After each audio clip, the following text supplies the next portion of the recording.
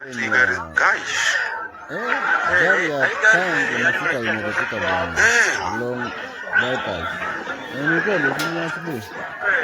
Long bypass. What? Unajua gari imebust tire. Ilibust sana ika lose control. Unaona mtu anakimbia akateta ati mafuta. Mafuta kibeni. Kuriski.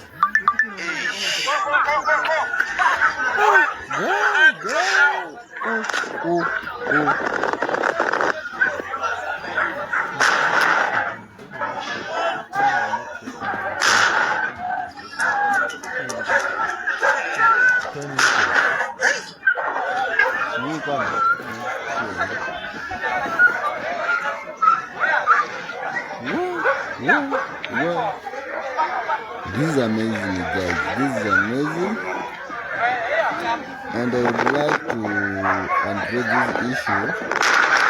In the case of this is location again, let us not there. Collect some mafuta. You see what has happened? You see what's happening now? Hiyo ni moshi. So smart. And scare. And then to the truck driver, the manager is tractors kubebea petroleum. Kindly adhere to the road tips, to the road instruction, and drive safety. Drive safety, man. Don't rush to just because of want to kukimbiza tu gari, tunataka kuonyesha watu au kunyanyia kunyega kona. Maji hii ni hasara mwenyewe. Sasa tayari amepata hasara. Unless insurance ingie katikati iweze kufanya compensation, but si really painful. Kuona kitu kama hiyo mali yote imechomeka, mafuta yote imechomeka bwana. So Wakenya tukiwa tumakinike sana. In case of a such accident, don't kukimbia kuenda kuchota mafuta ama kuchota petrol. You might risk your life, you might lose your life again. So angalia sikia. Shit. It happened niliacha na asubuhi pale bypass. The driver alipoteza control. Nafikiri hata ametomokea hapo ndani mjini.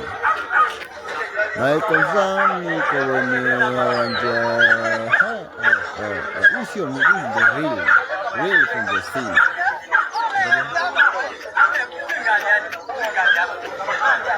Moja miri.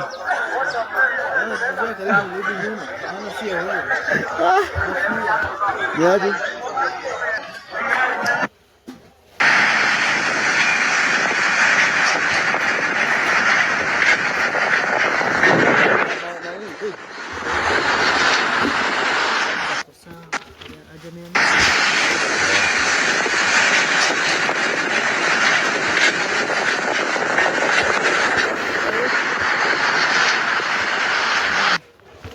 na kujagi baji inaishia huko nje.